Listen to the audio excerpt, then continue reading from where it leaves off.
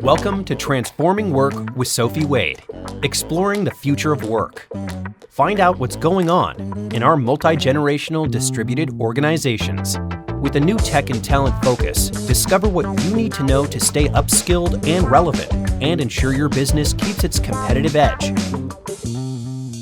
Hi, this episode is about buildings, office buildings, spaces that we regularly convene and work in. How can they be better designed to support our work? How can technologies, including generative AI, be utilized to improve each person's individual work experiences and overall business results? To discuss space as a service, boosted by AI capabilities, I'm delighted to be speaking with Antony Slumbers, global keynote speaker on AI and real estate. Antony is a serial entrepreneur in real estate-related technologies. He now speaks on space as a service, Proptech, AI, and the future of work. Hi, Antony. How are you? I am very well and very pleased to be here. Great to have you on. And starting at the very beginning, you studied history with history of art. How come? I did. That sort of sums up my character quite well, actually, doing something wildly impractical. But I have to say, I think my history of art degree has been something that has given me pleasure every single day since then, because you just develop a sensitivity for everything around you, and there's a lot of beautiful things out there, and you tend to notice them more if you do a history of art degree. Having done that degree, what did you then do and why? My first job was working for a company that audited advertising campaigns, which was quite fun for 6 months or so.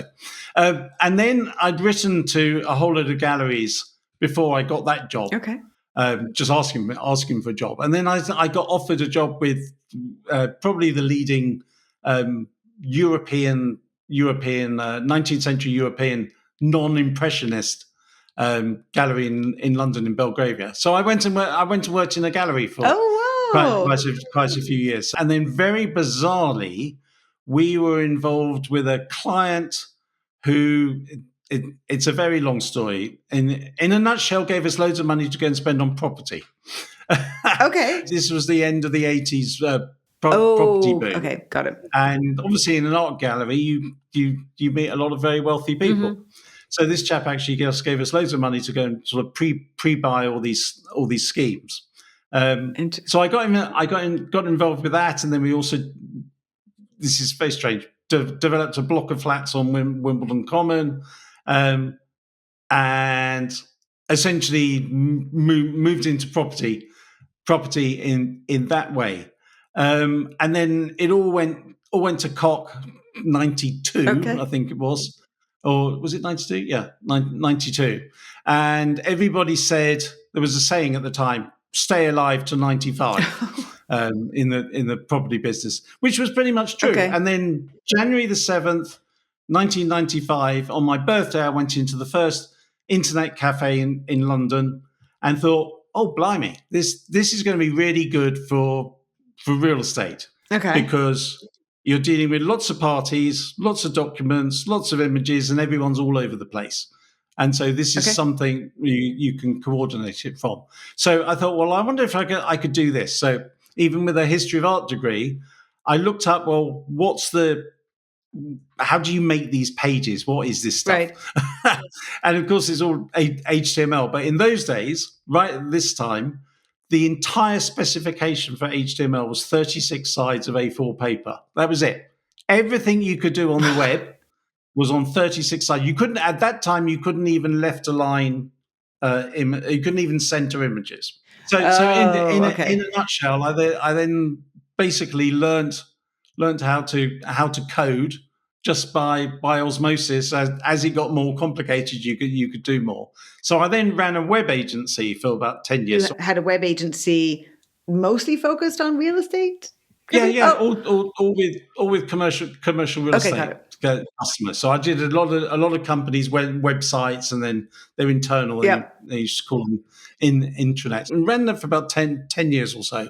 But in 2001, I ended up doing a joint venture with British Land, who were then the largest real estate company in the UK, to develop a suite of property management tools for their buildings. Oh. So we developed help desk systems, visitor management, permits to work, lift booking, room booking, and all this sort of stuff.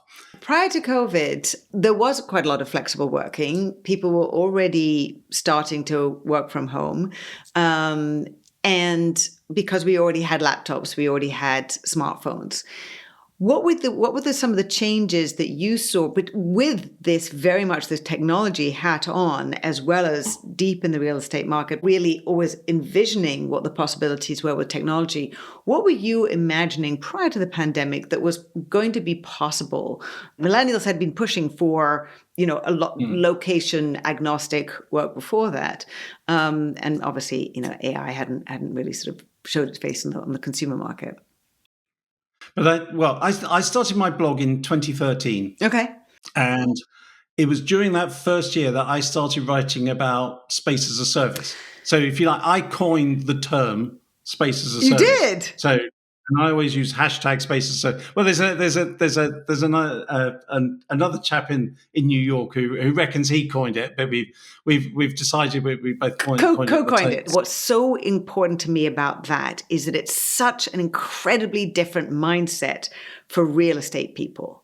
So I'd love you to really dig into that, because I think that it's really important to understand that work as an activity, not a place, goes very much to this real estate, physical assets, and then treating it as a service. With this product I'd been developing with British Land, it was called Vicinity. So it had property management tools, but it also had what people now call tenants engagement. So we had lots of stuff of what's on in your building, what's on around, deals and offers locally, and all this sort of stuff. And I was convinced, as I say, way back in 2013, that the real estate was going to move from being about. I actually called it something like real estate moves from being a bond to a business. So historically, real estate was about you build a building, you sign a lease, and you sell on the building with the lease to an institution. Okay, yeah. In that world, your customer is not the people who are using the building. Right. Your customer is you are developing effectively a bond for an institutional company to buy. Got it. Yep. So it has nothing to do with people. With the people. Yeah, it has nothing to do with people. I was convinced back then that actually what was going to become important was the space within for the people within the building. So the idea of space as a service was two-pronged. First, it was that leases are going to get shorter and shorter. People are not going to take 25-year leases. And, in all the major cities, it's gone from 25 down to about, I think London's average lease is about 6 or 7 years now. Okay. In Paris, it's like 3 years. So partly space as being procured as a service. Right. But much more importantly, the concept of space as a service is space that provides the products and services that someone needs to be as happy, healthy, and productive doing whatever it is they are doing within a building. Amen. So in a building, I want a space. If I'm doing focused, concentrated work, I want a particular type of space. Right. If I'm doing a tech scrum in the morning, I need a different type of space. If I'm a sales team, I need a different type of space. So it was the idea of, this is where the human-centric and human-centric and task-centric really. Mm-hmm. What is someone trying to do, and how do we create the space that enables them to do it to their maximum capability? Mm-hmm. So that was the idea.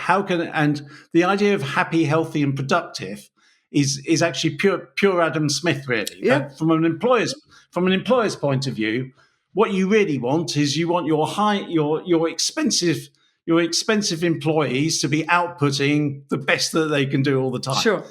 But you can't get to that unless you sort of pay some attention to keeping them happy and some attention to keeping them healthy. Sure. So it's pure Adam Smith. The way to get the best bang for your buck is you have to concentrate a lot more on the individual person. You've got this fundamental proposition that I realize, because I've worked not remotely, hybrid, if you like, for 25 years. And when I had my software company, my developer was in one place, my designer was in one place in the UK, but my development team was in India. Right. And I used to go for a week every 3 months out to see them, and then we planned the work, and then we did everything else via. Actually, I built this system for dealing with all the project management stuff of it. But we did, so I knew all this stuff worked. It's absolute fantasy that you actually needed to go to an office at all. So I've said for a long time the difference now is we used to be in a world where people needed an office. They had to go there because that was where the work was, that's where the files were, that's where the other people were, and that's the only way we could do any work was because you were in the office. They don't need to go to an office at all anymore. Right. That doesn't mean they don't want to, and it doesn't mean the office doesn't have a lot of purpose. But if you're on the other side, if you're on the other side of the equation and you're the supplier, so basically I've always dealt with the supply side of this. So if you want a busy, profitable building, you've got to make a building that people really, really want to go to because they don't need it anymore.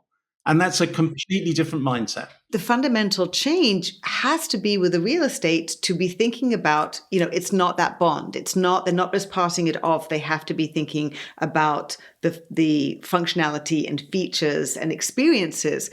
Do you feel that COVID really was a sort of a shock that was potentially needed to make that change? Because we're on the same trajectory that we have been from before COVID. It just was a challenging accelerant in so many ways.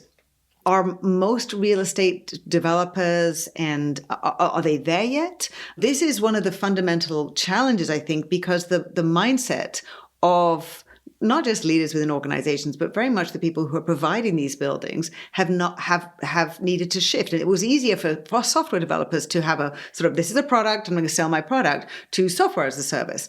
But with building the business model, the financial model, how capital and all the rest of it is very, very different. Going to the end answer. Yeah. Yes, basically they have got it. Okay. This trend was starting anyway. As I say, I started talking about this in 2013. Right. So we know more and more people were working in some sort of hybrid. Yeah. No one was sitting at their desk 5 days a week in 2019. Right. No. They just weren't. No. And so COVID suddenly forced the point that everyone had to realize that they don't need an office. You can actually function because they were forced to function remotely, and some did it a lot better than others. So I think it completely proved the point that a business can function in this way, which left you with, well, in that case, what do I need? What do I want the office the office for?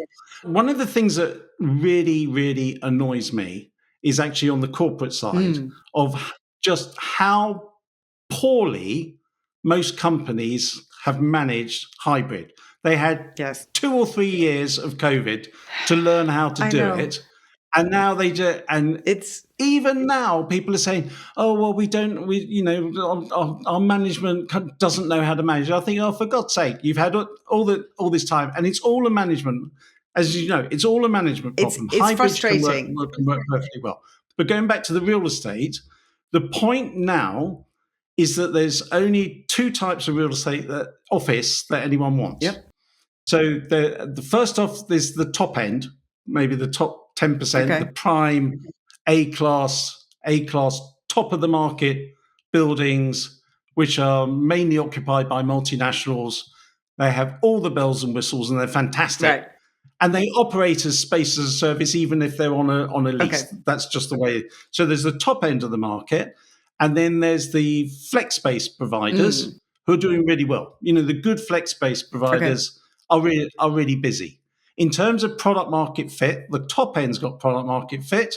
Smaller companies, largely who use flex, have got product market fit. There's all this stuff in the middle, which is, in my mind, obsolete space. It's not space that's fit for purpose. But the market the real estate market knows And this. what percentage of the market is that? I mean, in terms of percentage of space? 50%. That's a lot. It's half the space is, Okay. it's shockingly large percent, maybe not 50%. Cushman and Wakefield did a big study this a couple of years ago, something like 40% in the US and about 25% or something in the UK and Europe. Right. But those are numbers which they say are functionally obsolete today, let alone functionally obsolete in the next few years, because they're just spaces that can't provide the services that people want, that particularly in a city like London, that justify, what is it, £7,000-8,000 a year commuting costs for a lot of people. Right. So, the market knows this now. So the market absolutely knows it has to provide either top end space or somehow provide really good flex space. The difficulty with the flex space is that it's got absolute product market fit and can create lots of these spaces which are just really nice to go to. How do you know if a building is good? You walk in and you think, this is nice.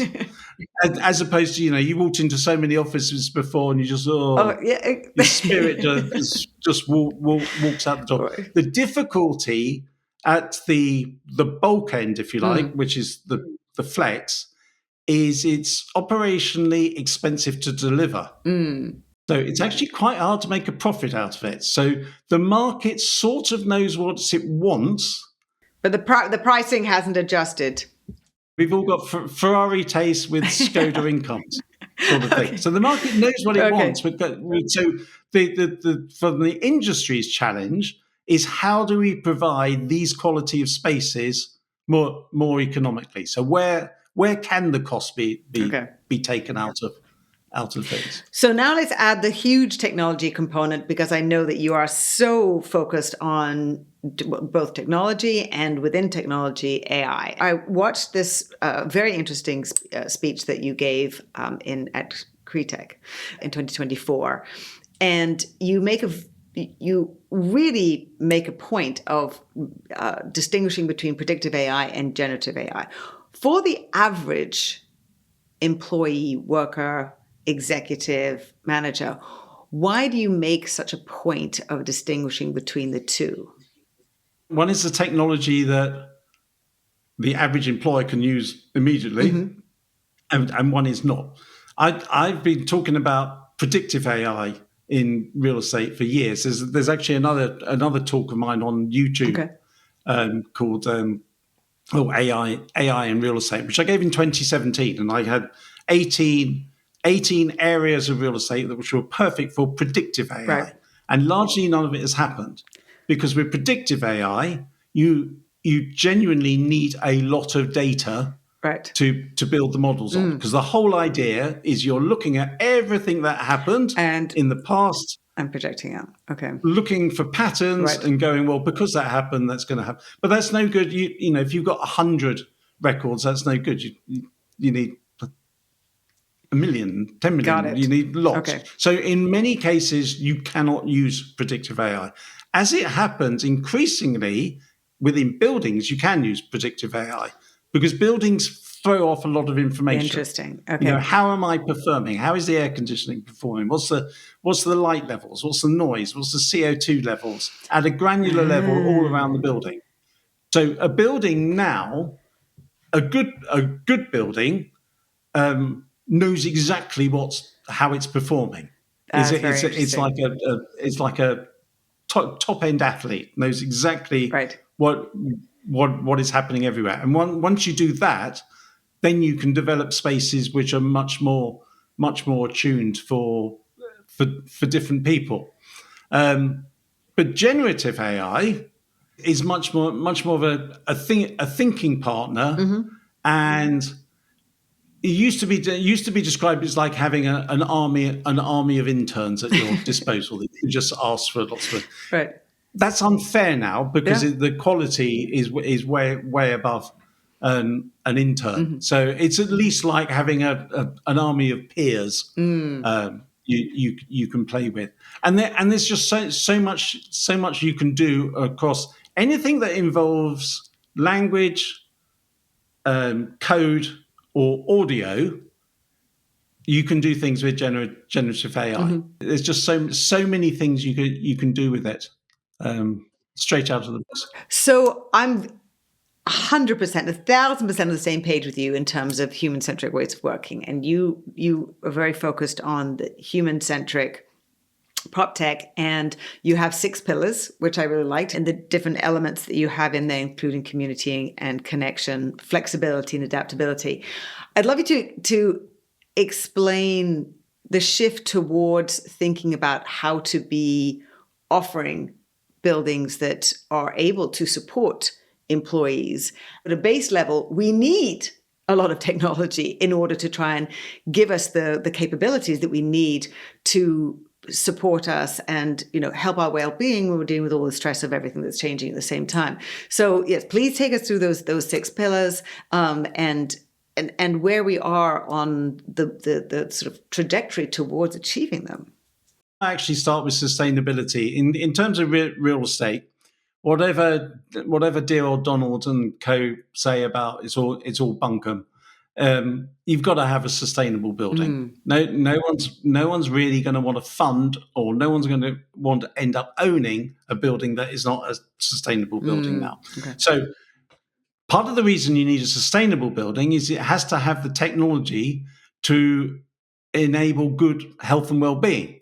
So health and well-being doesn't just happen in a building. It needs you're controlling the environmental conditions in which someone works, Okay. and you need a lot of technology to be able to do that properly. So you need to put people in the right settings with the right CO2 levels, the right noise for what they're doing, Yep. the right aesthetic for what they're doing, etc. And then you need the technology just has to work. It is extraordinary how many decades keep going past before anyone can just get a computer to work properly in a building. You can That's so really true. spend years turn the computer on. Just turn the damn thing Yes. on. We're coming into a meeting. We're going to need the computer. Turn the damn thing on. Right. Don't make me do it. And then there's the area around flexibility, and I use this thing about Sam Altman, boss of OpenAI, supposedly has a sign above his head that says no one knows what happens next. And Sam Altman doesn't know what happens next, and we're in that world. We're already in a world where, as I said, I don't need to be in the office to actually do my work. I can do it wherever. So we're already there. Move on to say 2030, and purportedly we're going to have 1,000 times the compute that we've got available now in 2030, just in 5 years' time. Let alone 2035. What are we going to be doing in the building? Right. Why are we going to be there? So a building has to be flexible and adaptable. And actually, I believe it's true that if you put in an application to build a new office building in Paris, you have to show how it could be converted back to residential if necessary. As a standing thing. But every building, we genuinely do not know how it's going to be used beyond a few years. So there's these pillars around sustainability, health and well-being, flexibility, technology has to work. Right. That every building needs to have as the foundational material that Joe Public can ignore, right? But you use to create the great environments for them. The technology has to hide away. Exactly what I mean about the computer. When I walk into a room for a meeting with 6 people, the heating, lighting, noise, that all needs to be adjusted because there's 6 people. There's not one person in there. The computer needs to turn on, and XYZ needs to happen. as the meeting goes on, the CO2 levels were going up, so it needs to compensate for that. So you want to get to the stage where the building autonomously adjusts the environmental conditions for everyone in the space. The whole thing is, there's so much research has been done about environmental conditions and cognitive function in terms of what environment do you need to be in to operate at 100% of your cognitive capacity? And we know things like high CO2 levels impede that. So I never even thought about that in a meeting room. Yes, if you have a closed meeting room and 10 people in the room, it's not going to take that long before your cognitive capacity is going to go down simply because of the CO2. It goes down a lot. One of the things you're going to see in really premier buildings, I was talking to a Canadian developer about this last week, is you're going to have buildings that can start guaranteeing the environmental conditions. Because the point is, you're paying, in serious companies, you're paying someone a hell of a lot of money to be there. Right. So if their cognitive capabilities are downgraded 10%, you're actually costing yourself costing yourself money. There is a return. Yep. There is a return on environmental conditions. So we will start to get to that base level will be perfect conditions for whatever it is you need to do at the time. So that's very interesting, because productivity is a very gnarly issue and people don't measure it correctly. However, the base level of having an environment where you can be productive, absolutely you can get the data for that. There are so many different ways that you think about and you explore and you explain and look at how AI and generative AI can be useful and change the game in terms of how people are operating in buildings. What are some of the things that you are both seeing and or think are the incredible opportunities helping us work better, helping companies support their employees better, and more? It's a lot to do with mass personalization. Generative AI is really good for mass personalization because it can understand data and it can break it down into at a very granular level. So it understands what Antony wants and gives and Antony this and gives someone else that. Now, I would say in buildings there's three buckets, and this has been the case for a long time, but I think we're getting close to solving the third one. The first one is just you have to understand how my building is working as a machine. All right. And that's all the stuff to do with the environmental quality and all that. Is it functioning as it should do? The second thing is understanding how is my building being used? Where do people go? Where do they loiter? Where do they not go? And then there's a big angle of, well, why is that? But the third bucket, and this is where I think the great opportunities are going to come from, is when a building understands what somebody is doing. Ooh. So when Antony comes into the building, what is he going to be doing? Well, he's going to be doing, I don't know, he might be doing some teaching, he might be doing some researching, he might be doing some collaboration. Right. So have I got the right spaces for him to teach at maximum, do quiet solo work at maximum, have a communal meeting at maximum? So it's only when you really understand what is it people are doing in my building. And this is one of my criticisms against a lot of companies as well, that they have these stupid return to work mandates and the like, but no one does any research on what anyone does. Right. Well, we haven't designed work yet. I mean, AI, I think I see forcing it because we need to slot AI in. So I think that work is now being done. If the building, at least without everybody designing work, if you're walking to the building and Do you see it maybe that it scans or, gets from your phone what your schedule says, and if your schedule says you have a collaborative team meeting with somebody else in the office, it's going to give you a different space. It's going to set up the space for you. Yeah. Okay. And it's going to set up the space for you, right? Because it knows what's about to happen. And you're working with Mary and Tom, and so it's kind of like, okay, I know that they like this particular space. They've done some. Exactly. Okay. Exactly.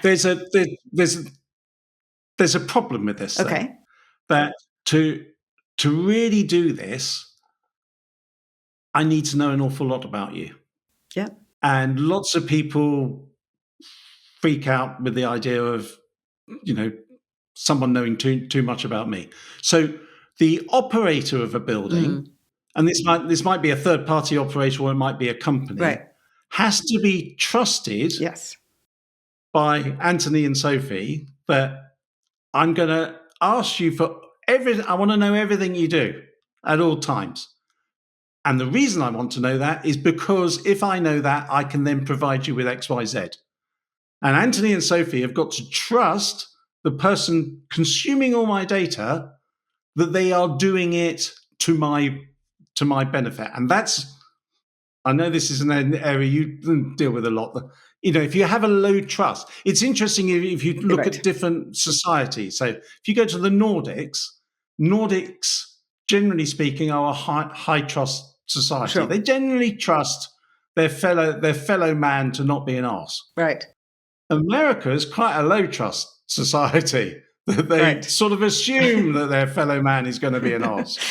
So you get it's very hard to provide a lot of these services unless we get to a state where the social contract between me and the operator or me and my company is such that I really want what you can offer, and I'm happy to give you X, Y, Z information to enable that to happen. And there probably is an interim stage where you and I are not necessarily telling it everything, but we're saying this is going to be focused work, or I'm going to come into the office for some focused work in the, from 2 till 4. And then I'm meeting up with Anthony, and we have another couple of people coming in. So please set up some collaborative space, which we have a preference for cozy sofas or something, and can do that for us.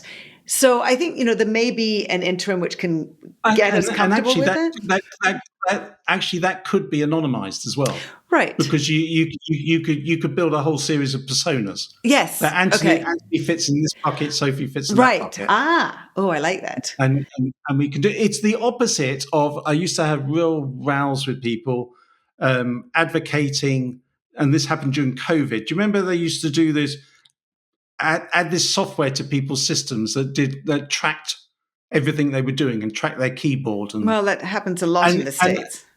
And I absolutely loathe that. And I always said to someone, if your employee does that, try and get a new employee as fast as possible, because that is the ultimate in low trust. I don't trust you. I think you're a crook. I think you're trying to diddle me, and you just know it. Then so. What I'm talking about is the opposite. Right. So a lot of this might be either a little bit romanticized, that it might not be possible, or it might be for a rarefied niche with that's out there. But I do think in the best companies, this sort of thing is what they're going to do. I completely agree, because in those companies, the values are strong and trust is there. It really does change the game. I think those companies are really going to take off and have the middle. I don't know. Again, I was talking to this Canadian developer last week who they produce the best buildings in Canada. Okay, they're building and already have the best buildings in Canada. And I can't remember what the number, but I was actually horrified how expensive they are to build. Okay. They're like crazy expensive, right. crazy expensive. But they have the best buildings. And we were talking about the future of the office and which offices are going to do well. And in a nutshell, we were saying you're going to get to a situation where buildings are known to be the place to be if you're in a certain industry.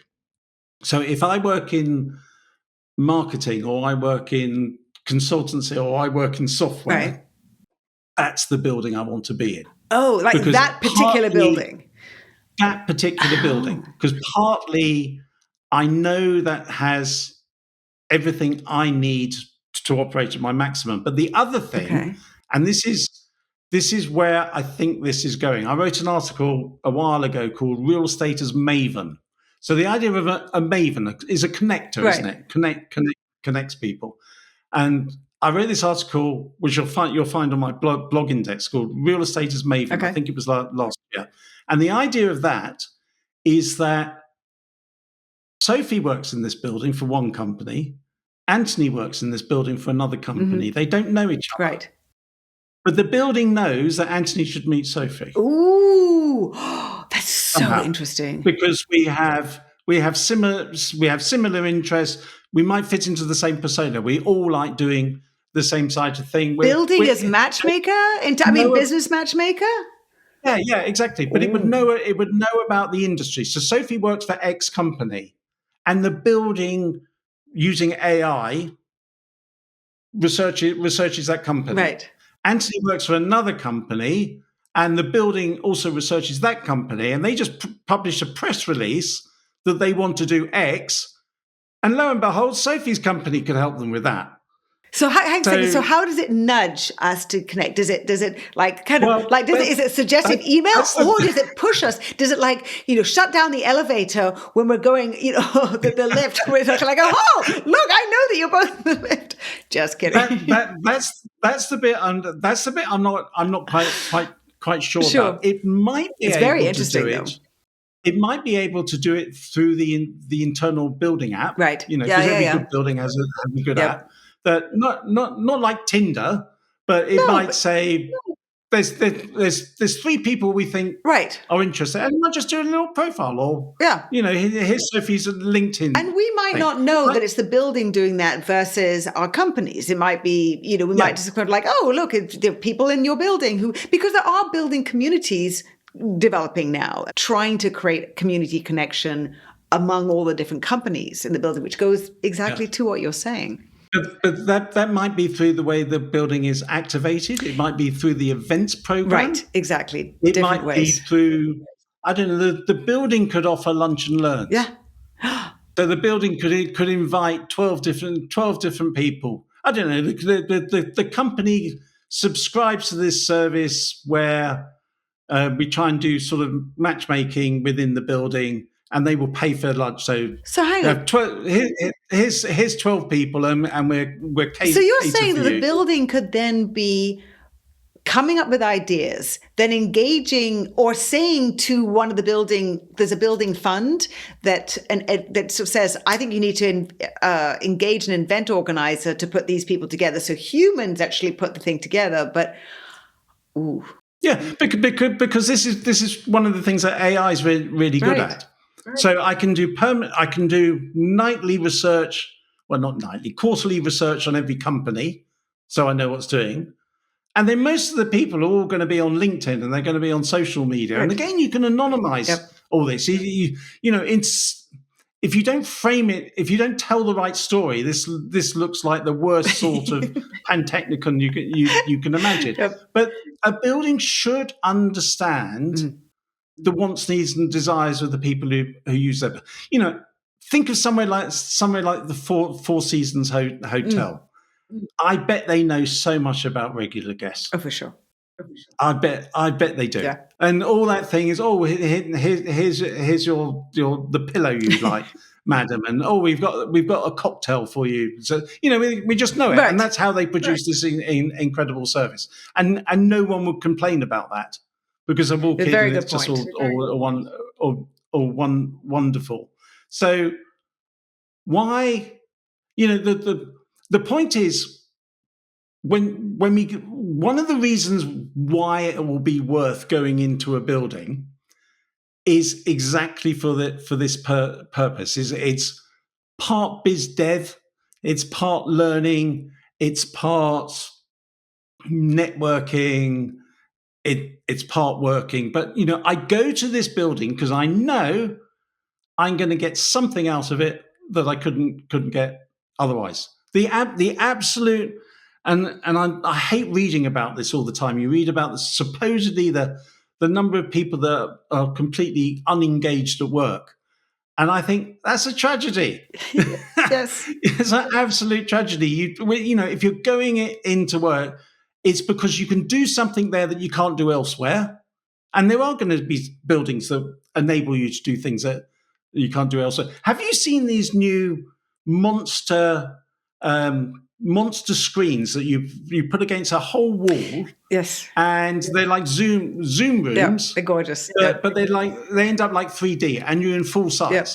And the whole wall uses perspective to make it look like. Yeah, I've seen the one. I've been the one in San Francisco and in the one in New York, and it's really great because you see someone's legs, and for some reason that just makes a difference. You feel much more like I'm with you.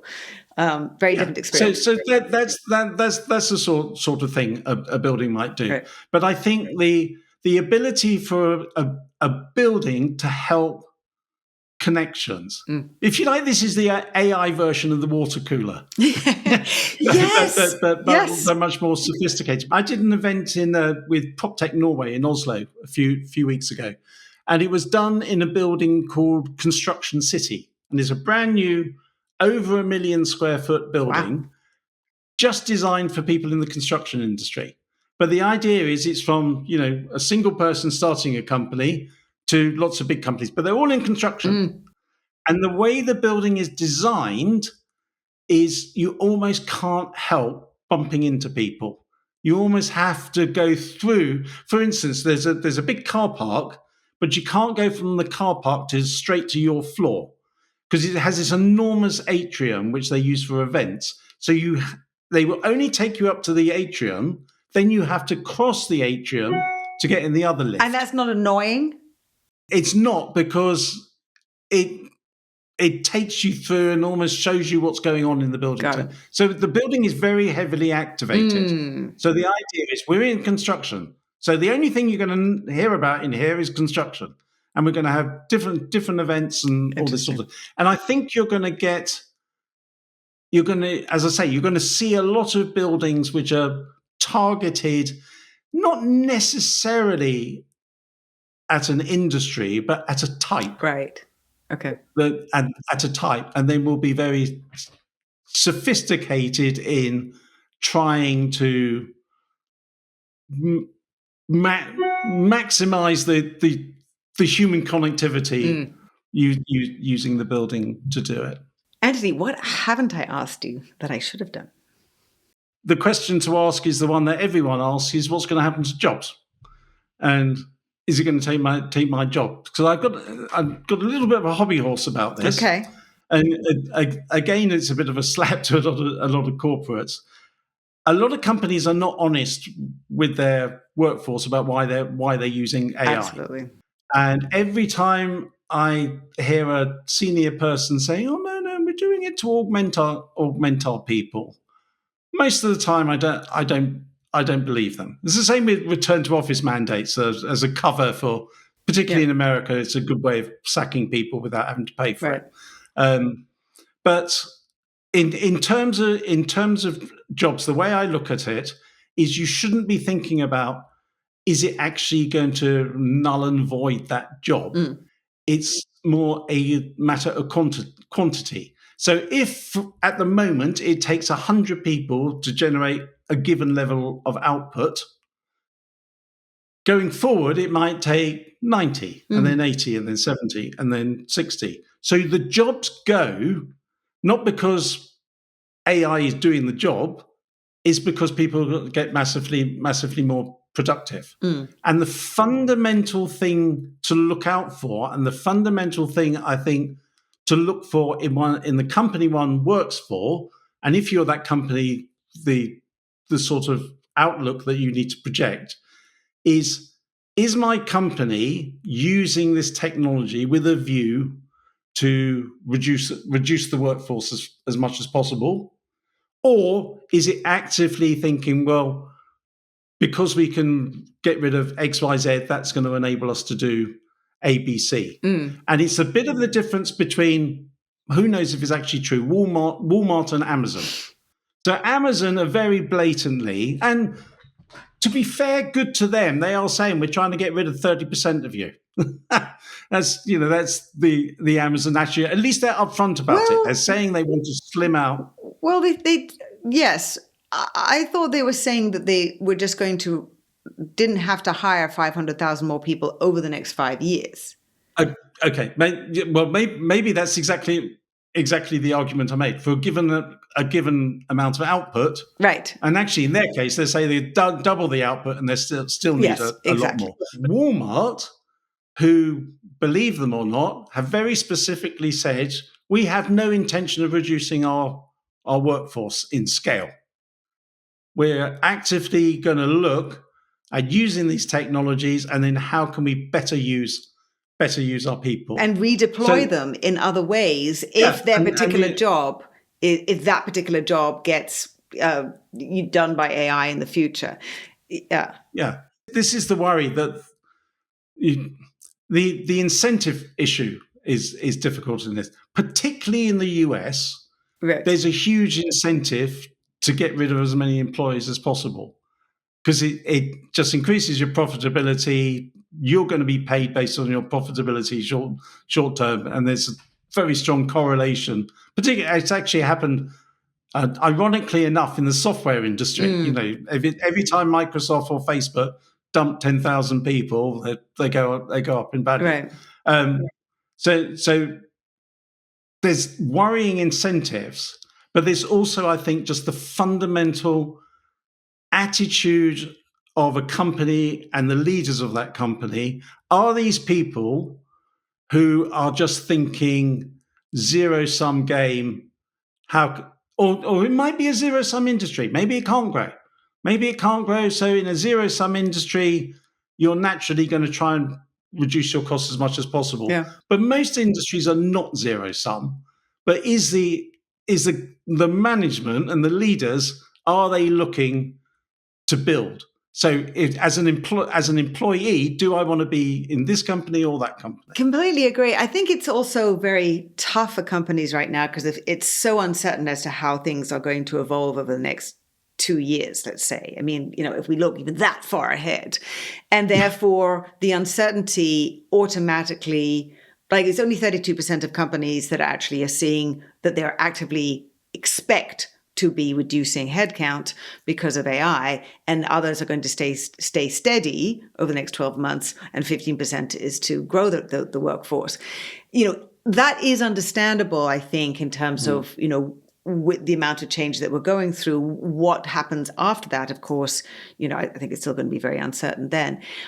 So I think it's hard to know where to put the investments and how many people you're going to need for it.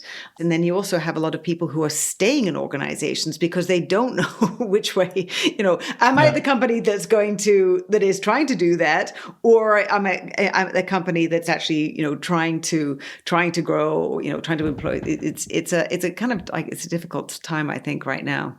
I think it's also very difficult depending on the scale as well. I mean, I've never worked for a really, really big company, so I have no idea how big. I've always worked or run small companies. Yeah. I do think small companies at the moment have a really strong advantage if they push it. Okay, interesting. Because this idea of small, agile, hyper-productive super teams, I think is a real thing. I mean, you obviously seeing it in software. You're already seeing companies with less than 10 to 50 million, 50 people generating 100 million in revenue. Wow. Cursor and Midjourney and people like that. But software really does lend itself to that. But anyone in consulting or heavy duty knowledge work, if you can pair some senior talent with lots of tacit domain knowledge, just the sort of knowledge that you can only get by being in the industry 20, 30 years, with the latest technologies, and then a young team of people who actually really know how to push it, Right. I think those sorts of companies are going to be hyper productive. And vis-a-vis do big companies offload full-time employees a lot? I did read something the other day which was interesting that said it might actually go the other way, because it used to be that if I need a little bit of design work or a little bit of this type of work or that type of work, I would just outsource it. But actually, I can just pull up X program and do it myself now. And if I need to mock up something, well, I can do that myself now. So you might find actually things. You've got this paradoxical situation Yes. where the most AI fluent. I'm not saying I don't like the term AI first, because it should be a human first, but AI fluent, i.e., this is human and machine working together fluently in synergy. And with scale, they're obviously going to be massively powerful. Yeah. They already are with the software companies. And then I think there's going to be a drop to other companies that aren't really leaning in. They've got some scale, but they're not really leveraging it. And then down to a whole load of new, fast, agile, hyper productive, Interesting. Yes. super team type companies.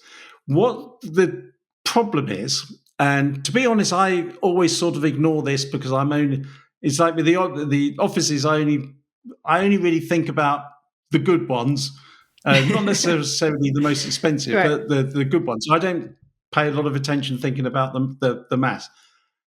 What percentage of the total workforce are going to be companies like that, as opposed to what you read about all these other companies where people are disengaged, and there's like a murky problem, which I do think There is. Because I teach this course, I come across a lot of people who they're self-selecting, and they're into it, and they're pushing. And then you look at the wider world, and I don't really use it, or I used it once and it wasn't very good.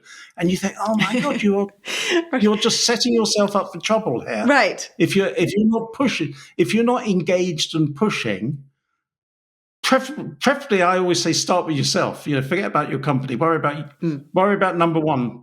I've got a whole series of blogs of looking after number one. Think about number one first. Get yourself trained up, and then worry about the rest. But if you're not doing that, I do think people are becoming enormously vulnerable otherwise. I think a lot of young people feel very vulnerable, and it's a terrible job market because a lot of people are not moving around, and so there isn't circulation. People are finding it very younger, less experienced people in particular are finding it very, very hard to get new jobs, and I think they have a very strong sense of that their own vulnerability. So I think it's a difficult situation. The data. It's like 99.9% of US companies and 97%, I think, of UK companies are fewer than, in the US, it's fewer than 500. In the US, it's 500. In the UK, 250. Yes. Most companies are small. Right. And so I think, there's a huge, very, very interesting focus that you have on the opportunities that SMEs have. And I think, yes, they do have the ability to be much more agile, enabled by these very powerful technologies, which allow them to scale in that way. So I think that is a very positive note to end on in an extraordinarily uncertain and dynamic and good and other ways that we're trying to deal with. And that's, it's not going to change anytime soon. I think we're getting more used to it. But I completely agree that leaning into the technologies and taking your course, for example, to understand more about it and how it can be effective and useful, and how to approach it, like sort of breaking down that mind map in terms of breaking down what might be the different possibilities. So it's so useful and very at the point, very well taken. So Antony, thank you so much for sharing all that you have, and really, really interesting combination of real estate and technology and human-centric, which is always my thing. It was fantastic, and it was very good summing up as well. So much appreciated. Take care, Antony. Thanks again so much to Antony Slumbers, keynote speaker on AI in real estate. You can find out more about Antony on LinkedIn and go to his website, antonyslumbers.com. Immediate action tip. Gather data and talent inputs to analyze and discover how your office space can be better utilized to support office-based work. Are you satisfied with your team's sales results in 2025? Were prospects unsure of their needs? Were customers hesitant to spend more money? My latest course, Selling with Empathy, enhances empathy skills in any sales-related interaction, deepening relationships, boosting collaboration, and improving results. Check out modernworklife.co to find out more. If you enjoyed this episode, please like it, share it with a friend. You can also write a quick review wherever you watch or listen. For more curated, useful articles, insights, and information, sign up for my Work in Progress newsletter. Thanks for watching. See you next time.